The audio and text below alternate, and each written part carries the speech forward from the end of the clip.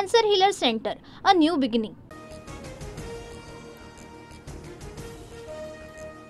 कृष्णा आंधळेला अटक न केल्यास अन्नत्याग आंदोलन करण्याचा मस्साजोग ग्रामस्थांचा इशारा। 25 फेब्रुवारीपर्यंत कृष्णा आंधळेला अटक करण्याची मागणी।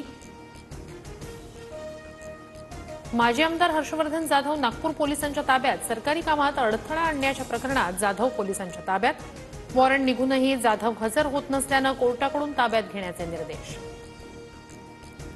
तुळजापुरात 2.5 वर्षांपासून ड्रग्ज तस्करी सुरू। तुळजाभवानी देवीच्या पुजाऱ्यांचा खळबळजनक दावा। ड्रग्ज तस्करी विरोधात कारवाई न केल्यास तुळजापूर बंद ठेवण्याचा इशारा। शिवसेनेकडून ठाकरेंच्या कोकणातील एकमेव आमदाराला थेट ऑफर। वाघांच्या कळपात या। संजय शिरसाटांची भास्कर जाधवांना ऑफर, तर यापूर्वी उदय सामंत यांच्याकडूनही जाधवांना शिवसेना प्रवेशाची ऑफर। वैभव नाईकांबाबत चर्चा सुरू। सर्व गोष्टी सांगणार नाही, काही गोष्टी गुप्त ठेवाव्या लागतात, योग्य वेळी सांगणार, भरत गोगावलेंचं वक्तव्य।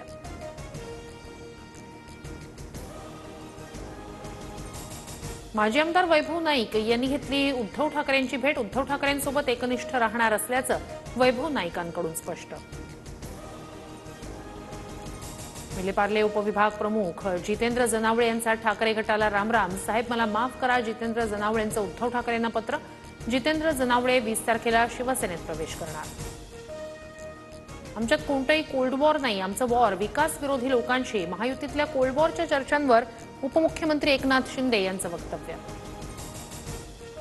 एकनाथ शिंदेंसह शिवसेनेचे सर्व खासदार आमदार कुंभमेळ्याला जाणार। फेब्रुवारीच्या शेवटच्या आठवड्यात शिवसेनेचे आमदार खासदार कुंभस्नानासाठी प्रयागराजला जाणार।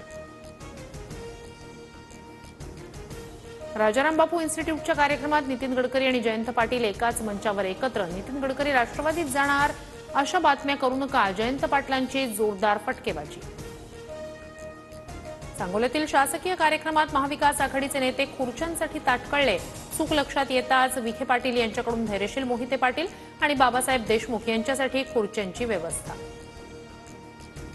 मोहोळ तालुक्यातील अनगर अप्पर तहसील कार्यालय हायकोर्टाकडून रद्द। अनगर अप्पर तहसील कार्यालयाच्या मुद्द्यावरून उमेश पाटील यांनी राष्ट्रवादीच्या प्रवक्तेपदाचा राजीनामा दिला होता।